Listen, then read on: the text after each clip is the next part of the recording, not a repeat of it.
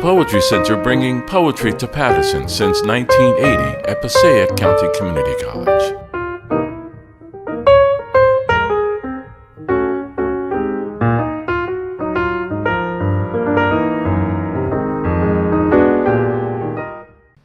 So Emily Hyland comes to us today from the land of enchantment, also known as New Mexico. She earned her MFA in poetry and her MA in English education from Brooklyn College. Her collection, Divorced Business Partners, was a finalist for both the Hollis Summer Poetry Prize and the Unleashed Press Books Award and will be published this October. Emily is the only poet I know of who is also a restaurateur. She is co-founder of the restaurant groups Pizza Loves Emily in Brooklyn and the West Village, and Emily Squared Pizza, which is all over the place. I've actually eaten at the Washington, D.C. location. Her cookbook, Emily the Cookbook, was published by Ballantine Books in 2018.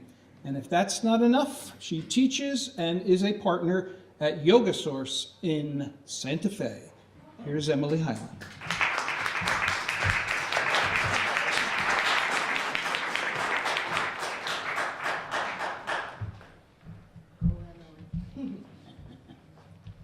I'm too tall. Okay, and congratulations, Miriam. Same to you. Cheers.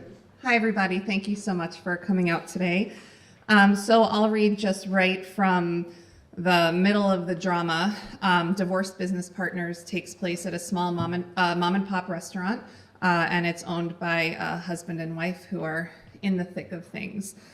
These will kind of come in sequence, so you don't need to applaud in between each one. All right, this first one is called Hatch. Brad and I just had another argument mid-service. It was horrible, the yelling in front of staff and guests again. I've come out for air. Joey's taking a break from the line, so I lean against bricks while Joey chain smokes and ruminates. He tells me you're a beam of light. He paces in orbit in a half-moon pattern around me, and each footstep he takes clings the hatch near the latch. I can't see stars beyond the fuzzy city mug of gray, but we're aglow in the halo of street lamp and car light tuned into this landscape's hum. I tell him there are these things I want to say. I say, there's a lot unspoken between us. I lean. He continues to patrol this true moment, continues to smoke, to look at me, and then to look away. We look out beyond the weedy chain link, past cars beeping down Atlantic. Then he notices I bite my lip. He tells me, you bite your lip when you hesitate.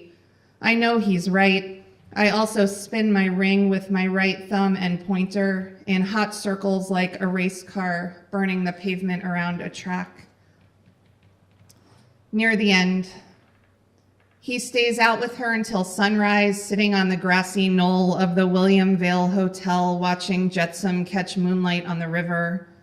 We made out, he tells me later. Then I threw up and took a car home.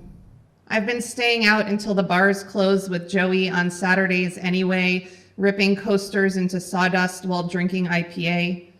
I've been asking him to kiss me, tugging on his coat or trying to wriggle my hand into his in an Uber over the bridge back to Brooklyn. He always keeps the boundary. I don't even realize how much I want to break my marriage. A week after Brad leaves, we have to shoot a PR piece. The director has us stand together, keep saying closer. Then once we're as close as the fiction insists, he cues me to say, I love pizza, and then Brad to say, and I love you. Then for us to look at each other and give the camera a wedding altar kiss. The piece doesn't air. And this is called Assault with a Canvas Bag, or I don't even know how to read it. Assault with a weapon struck through canvas bag. So assault with a canvas bag. Is it true? I ask him on the street outside the restaurant. He's moving in with her.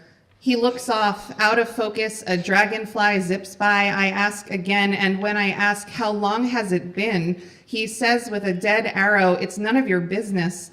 And there's this moment of space in between my breath in and my breath out where I still in the dark ice of this impossible storyline, as if curled into the nook of him, watching a plot unfold like in Birdman, then pulling apart to look at each other, astonished and ask, what just happened? I throw a seltzer can at his chest, then shove him from the sink in my breast. I don't see red, as they say, move first as witness to myself undone in fury, then lose any track of action. I know I swung my bag and screamed. I know I kept trying and trying to wake him back up. Where has he gone, the man who took my hand across the streets? The men from the barber shop pour out to break up the scene. My service team peeks out from the restaurant window, lighting candles. And as it goes, 2 officers are strolling by. So when I sort of come out of my initial gaze, I stand handcuffed, my stuff strewn across the street. I hear the well and wallop of my sounds somewhere between howls and mourning sobs. I hear the barber urge, be calm, but I can't steady. Seeing past to Brad, who does look calm. On his phone, he stands away, collar still correctly creased, the white of his shirt unsullied, untouched, hair neat. He looks away, chest steered down the street towards where she lives, and he heads out as I'm taken in. And then Laura Boss, don't be embarrassed. Going to the bathroom in central booking. When the officer walks me into the cell, I see the metal toilet in the open in the left corner by the bars. It's not even in the back. There are 12 bars. I try to remember it all. I count the bars, 12 bars, 18 other women, 2 benches, both taken, vent amassed with dust, a lint trap thick. I sit on the floor, come to be again, touch my wrists bruised from cuffs. Remember my body, brush of air on my skin, the pressure of urine above and behind my pubic bone. I look again at the metal toilet and my bladder remembers it's now been hours, and I decide to hold it because how long can this possibly take? Someone must have told my sister, some lawyer must be on the way. I know there is a lawyer on the way. The lawyer must be on the way. The only place to really sit is near the toilet. The unit is particularly full of tension on this muggy August afternoon.